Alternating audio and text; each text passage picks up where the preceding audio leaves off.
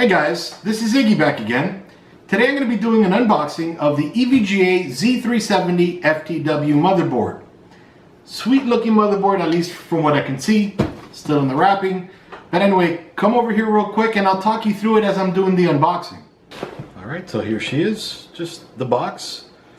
EVGA Z370 FTW.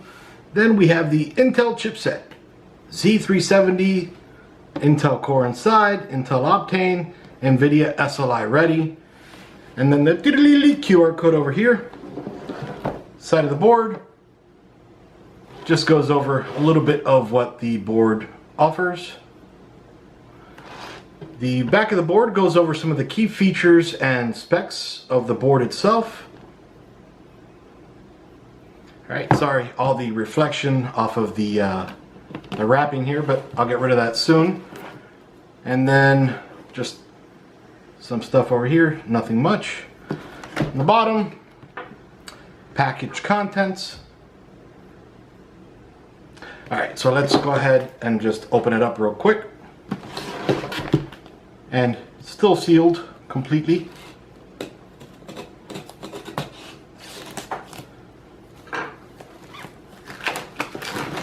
So this is built off of, as I showed you in the picture, Intel's Z370 chipset. Supports Intel's Core 8th generation CPU. Socket LGA 1151 Coffee Lake. High efficiency 11-phase digital VRM. Sweet! So, plain black box. Nothing on the inside. Alright. And EVGA typically has the inside of their boxes with this guy. Ooh. Alright, so first off, in the typical EVGA fashion, I think this, oh no, this is an M.2 thermal pad. Oh, that's sweet. I thought this was a case badge, but they include in here a thermal pad. Very nice to keep your M.2 SSDs nice and cool. So I'll definitely be checking that out. Then stuck over here, looks like, and I could be wrong, but looks like one of the screws for the M.2s. And they usually have them already screwed in to the motherboard, but if anything, that's probably an additional one. Alright, so then we have 3 of these guys. This is the I/O shield. I'll take that out for you.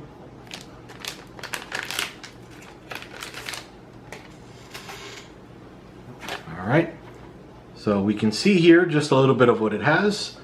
Intel's onboard HDMI and DisplayPort, as well as a reset CMOS button is going to be there. A USB Type-C connection, USB Type-A connection, and then we have USB 3.0 right over here, 6 slots, an Ethernet port, and then of course your audio, your onboard audio, and optical right here. Okay, so that's one. Then we have here an SLI bridge, and it is a soft one. Of course, EVGA does sell those really cool looking SLI bridges. And here we have SATA cables, 2 of them, and they have this little piece here to lock it into the SATA port on both sides. Alright, and this was just, again, that M.2 thermal pad, or wood. No, actually, there's 2 M.2 thermal pads. Very nice. Okay, then here we have the EVGA Z370 FTW motherboard specs and installation guide. Okay, as I was about to twist it, I felt these 2 in here, so I'll just put this down for right now. And this is what I thought the other one was, the EVGA case badge, and I'll take it out so that the wrapping doesn't blind you guys. with all the reflections. See right there, the EVGA case badge. Just put that back in the bag for now. All right, the EVGA Z370 FTW Motherboard driver and utilities installation disc. These are good to have in case you don't have an internet, or maybe you don't have a driver for the Ethernet port already installed. They're good to use, at least for that. But if you have an internet connection, I do recommend going on EVGA's website, downloading their latest and greatest drivers. Okay, and then EVGA, build the best, fits you perfectly. Looks like just some marketing stuff. Yep, bunch of their VGA cards, motherboards, cases, PSUs, CLCs. All right. Then, of course, again, that motherboard document. This document is going to give you a ton of information. It's going to tell you what motherboard settings you need to enable to be able to utilize the M.2 sockets, and then also what SATA ports those M.2s disable when you enable them. So definitely good to look at. They're going to give you brief instructions on how to install the motherboard, but I'm definitely going to show you guys how to do that, how to connect all the features, how to connect the CPU, all that good stuff. And I'm definitely going to have a video showing you just about everything listed in here. So be on the lookout for that. All right, nothing else here, so I'm just going to put this aside. Here we have the motherboard, but I'm going to put it aside just for a second. Okay, nothing else in the box. All right, so here we have the motherboard itself.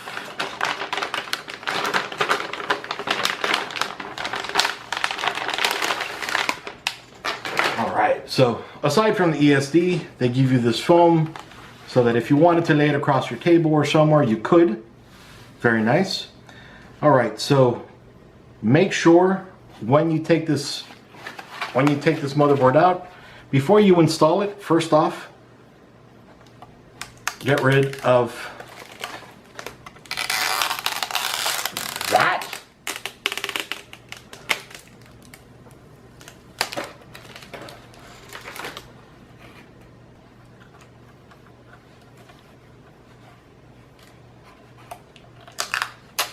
It's definitely going to heat things up if you leave it on there.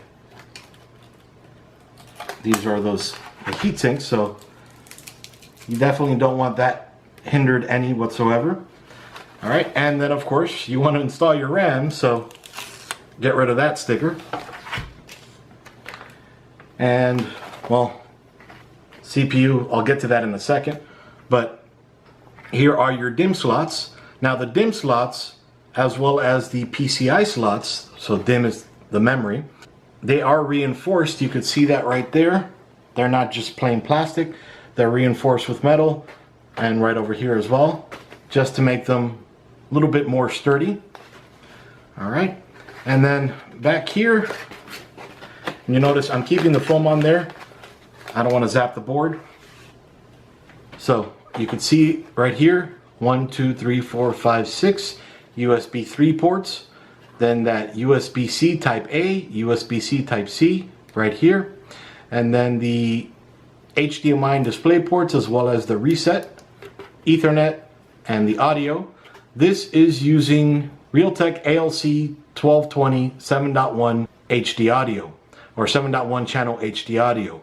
Now, the motherboard above this, the classified board, is using the Creative Labs audio, which is awesome.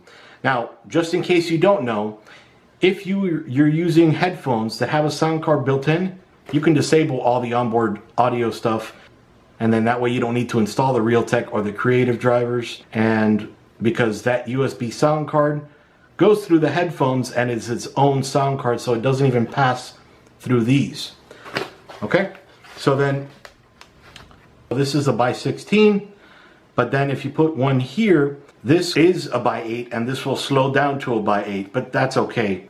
This PCIe slot, even though physically it's a by 16 slot, it's actually a by 4 slot. Okay, and this is a by 1 slot, another by 1 slot, and another by 1 slot. So here is the M.2 key E for example, Bluetooth or Wi-Fi. And then here are the two M.2 slots for your hard drives. Now, you'll notice right over here, silk screened on the board, and then right over here, silk screened on the board. They tell you, for example, on the top one, right underneath the video card, if you use this one, you're going to have to disable port 0 and 1 in order to utilize this M.2 slot. And for this one, you're going to have to disable port 4 and port 5. All right. And let's see. So we have 6 SATA ports right here, and then the USB 3.0 header right up here to connect to your front panel header. There is another USB 3 front panel header right over here, and then a front panel audio header right here. And let's see, where'd the other one go? Okay, and then a USB 2 header right over here. So that header gives you 2 USB ports, just like this one does and like this one does. Then we have here the 24-pin ATX connector for your power supply. And right over here we have the 8-pin CPU power connection, of course, that goes connected to your power supply. From your power supply to the motherboard, I should say, providing power for your CPU. All right. And then removing this guy.